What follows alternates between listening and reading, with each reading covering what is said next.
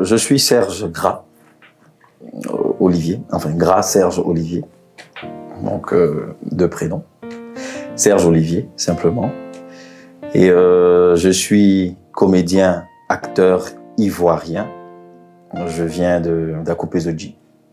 C'est pas loin d'Agnaman. Voilà, à quelques encablures d'Abidjan.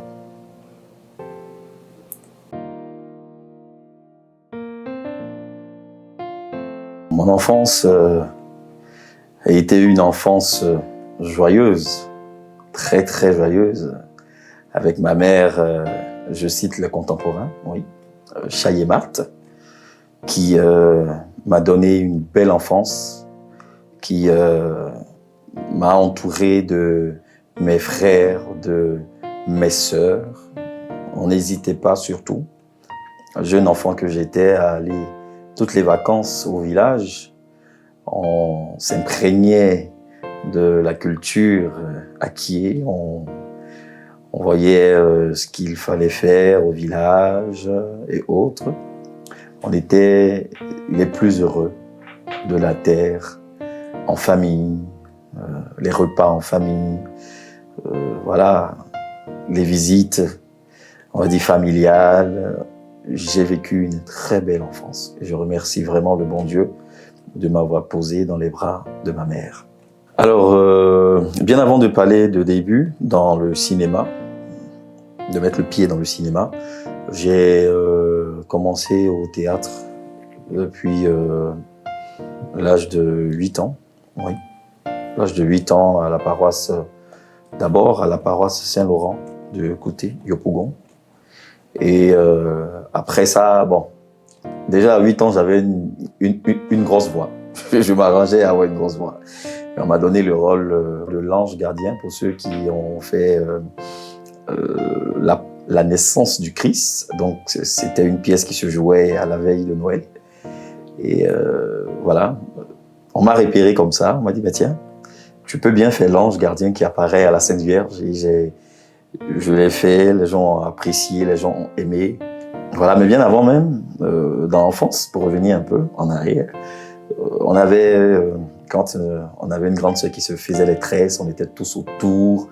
Et puis, elle organisait des petits concours d'animateurs, de chanteurs. Et j'étais toujours celui-là même qui créait de belles chansons et autres, voilà. Et donc, depuis la pièce théâtrale, ça m'a suivi. On m'a dit, bah, tiens, tu peux, pourquoi pas essayer d'être un bon comédien plus tard, et autres, voilà. Et quand j'ai quitté la paroisse Saint-Laurent de Yopougon-Kouté, je suis allé à la paroisse Saint-André, sinon à la cathédrale Saint-André de Yopougon, où j'ai intégré la troupe théâtrale en 2007-2006, oui.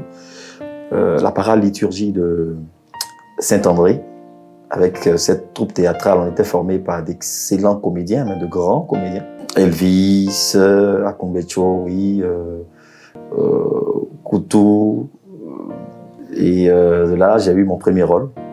On a participé avec la troupe théâtrale de Saint-André, la parale liturgie, on a participé à un grand concours catholique qui s'appelait l'UCTA, l'Union du théâtre amateur catholique de Yopougon.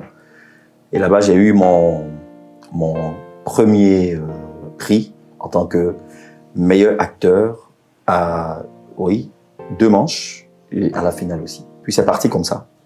J'étais à la maison en 2007-2008 et j'ai vu un casting de la série Signature du réalisateur Alain Guicou. Donc il lançait donc la 2e saison de sa série Signature. Donc je suis allé, on est parti. Ça se faisait dans le temps à Sokosé, Cinéma La Fontaine, comme ça que ça s'appelait, Cinéma La Fontaine. Donc je suis parti, j'ai fait le casting. On nous a ramenés au club municipal, on est parti faire encore. Et là, j'étais le premier, j'ai été pris le dernier. Avec, il y avait comme jury, il y avait Guy Calou, il y avait Franck Léhy, il y avait Alain lui-même, il y avait Bintou Ouattara, Coco la grande sœur, il y avait Marc-Antoine Yamien, et puis au Mezaoui, voilà. J'ai été retenu, j'ai été appelé, et j'ai commencé avec Signature de Alain Guicou, et c'est parti comme ça. Donc, avec Signature, ça a été le premier rôle. J'ai joué le rôle d'Isidore G. Voilà, peut-être certainement Isidore Gras. Donc, je jouais le rôle d'un journaliste ripou. C'était ma première grande série. Et c'est parti. Après ça, j'ai fait Brouteur.com. J'ai joué le rôle du pasteur. Le pasteur, le faux pasteur, entre guillemets. Et après, Brouteur.com 1, toujours d'Alain Guicou. Brouteur.com 2, c'est parti comme ça. Avec Benham Afili pour une autre série, avec plein d'autres réalisateurs. O.L. Brown, dans le film de Guy Calou, Et si Dieu n'existait pas, et là, jusqu'à maintenant, Les coups de la vie. Ce qui m'a poussé maintenant à entrer dans le cinéma, ça va vous paraître fou, mais c'est la série Un, Dos, Tres. La série Un, Dos, Tres, oui. J'aimais un personnage, Roberto, qui me donnait d'être quelqu'un qui n'était pas forcément bon acteur, parce que Un, Dos, Tres réunissait vraiment des personnes qui étaient comme des élèves dans l'actorat. Et il y en avait qui se démarquaient, mais Roberto n'arrivait pas. Tant bien même que c'était dans le film, hein, mais en réalité même, il n'arrivait pas. Et il a travaillé, il a été bon danseur dans la série Un, Dos, Tres, et ça m'a marqué. Je dis, bah écoute, pas que je n'étais pas bon, mais j'ai aimé le courage, j'ai aimé le travail. Et pour moi, c'était le meilleur comédien de la série, tant bien même qu'il n'arrivait pas. Enfin, que certains disaient qu'il n'était pas bon. Mais moi, je le trouvais vraiment excellent, je le trouvais vraiment meilleur. Il y a aussi eu Guy Calou qui m'a donné envie de faire le film. Et aussi la force aussi. C'est vrai que j'ai vécu une enfance heureuse, mais il fallait se battre dans la vie. Il fallait lutter. Voilà. Je viens d'une famille modeste, pas forcément d'une famille riche. Mais ça et là, pendant les moments de vacances, il fallait avoir de l'argent. On n'avait pas d'argent de poche. Donc il fallait grouiller de gauche à droite, nettoyer les herbes devant la porte des gens. Il fallait aller à la rue Princesse vendre des cigarettes au temps du Shanghai avec le grand Arafat qu'on voyait au Shanghai, comme ça. Il fallait cirer des chaussures à Yopougon, Sikoji. Il fallait vraiment se battre. Et donc voilà, je me suis dit, bah écoute, je fais le cinéma. J'aurais pas de difficulté à camper des rôles parce que de mon jeune âge d'enfant que j'avais, je me disais que j'avais peut-être tout vu. Rien ne m'effrayait. Et donc, je me suis lancé. Et voilà. Jusqu'à aujourd'hui, je suis l'un des acteurs aussi voilà, des coups de la vie et puis dans plein d'autres séries à venir. C'est vrai que j'ai dit que j'ai eu une enfance heureuse, mais il y a forcément eu aussi des difficultés. Vous savez, en réalité, je suis orphelin de mère. Et j'ai remercié tout à l'heure cette dame-là qui m'a donné la chance d'avoir une belle famille, d'avoir des frères, des sœurs à mes côtés, parce que quand ma mère est décédée, j'étais près d'elle.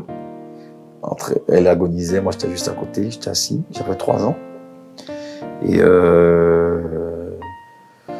fallait trouver une famille pour moi. Et puis voilà. Elle a été celle-là qui m'a adopté, celle que j'ai citée, Yapocha Yemat, qui m'a pris dans ses bras.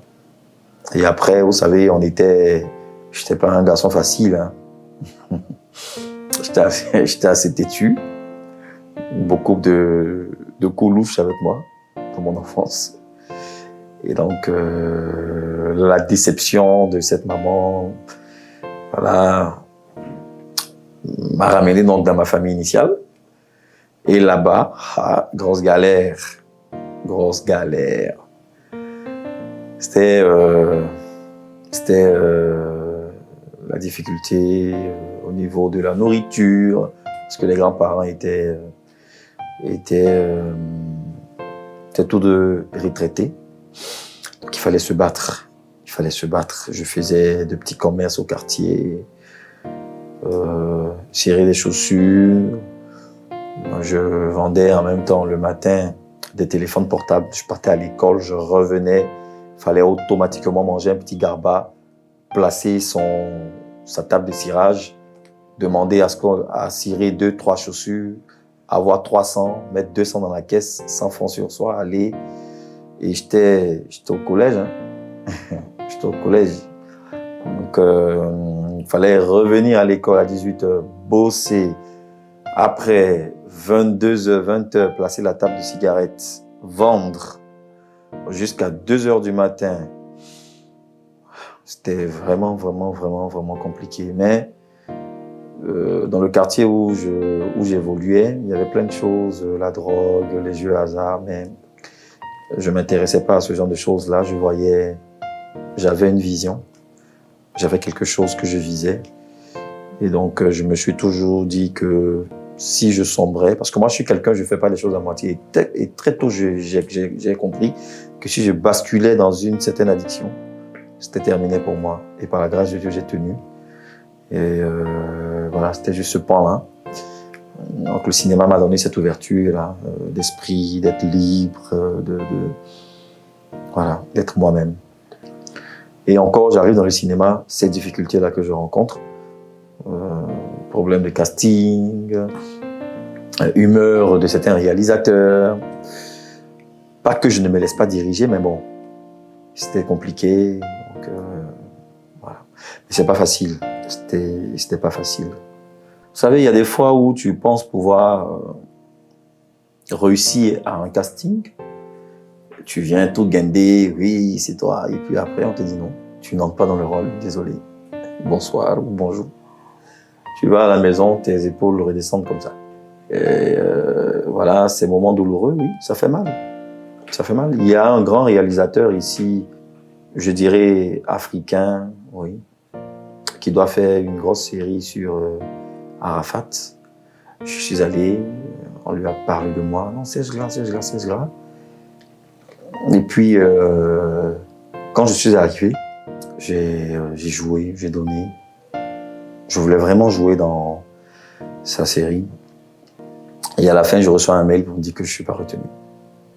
Mais pourquoi? Parce que tout simplement, je n'entrais pas dans un profil recherché.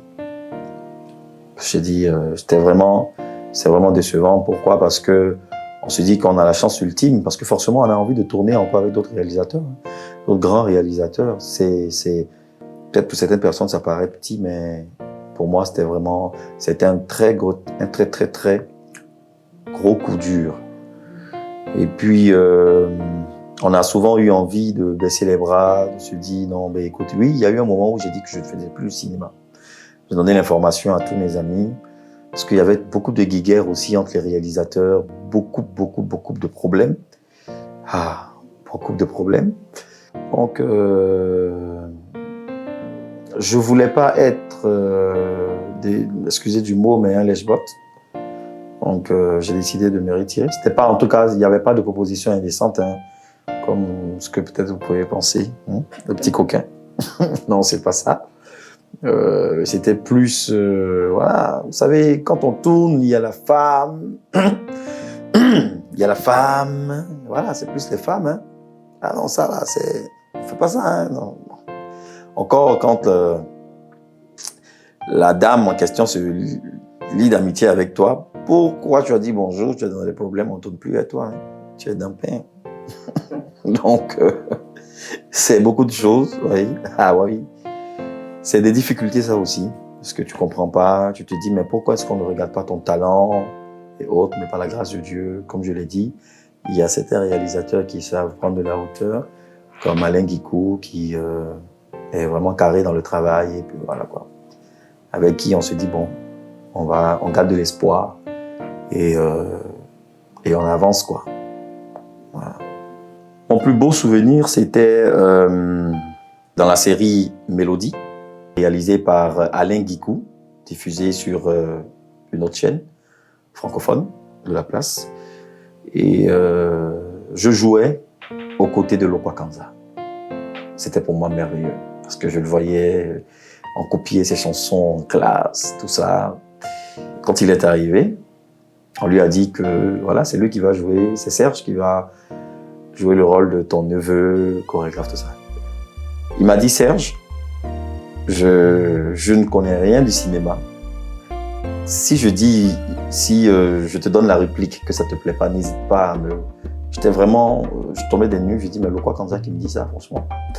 Et on a joué, on a On a joué, il a tellement aimé qu'il n'a pas cessé de le dire sur le plateau. C'est grâce à Serge que j'ai pu donner de bonnes répliques. Je lui donnais la réplique, il me donnait la réplique, il me la rendait tellement bien que je me sentais vraiment à l'aise. J'ai rencontré aussi sur ce plateau Kadianine, une grande chanteuse des années 90, Sambolera, celle qui chante Sambolera. Voilà. Je la voyais pour la première fois. Celle qui avait arrêté de chanter après ce tube-là et qui était l'une des présidentes du jury à Cannes. C'était grand, elle m'a félicité, elle a aimé mon jeu. C'était vraiment de grands moments avec le grand frère Mewe qui m'ont tous félicité.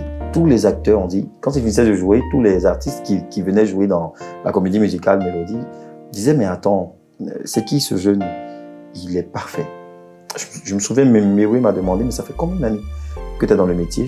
Quand j'ai dit, il m'a dit « Dieu va faire un jour, Inch'Allah. » Donc on est dedans. Voilà, ce sont donc mes plus beaux souvenirs. Comme je l'ai dit, Alain Guicou, c'est mon mentor. C'est avec lui que j'ai démarré et autres.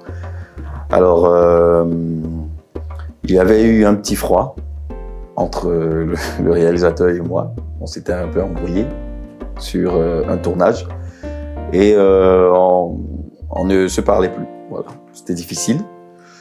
Jusqu'à ce que un jour, Dieu touche le cœur de chacun.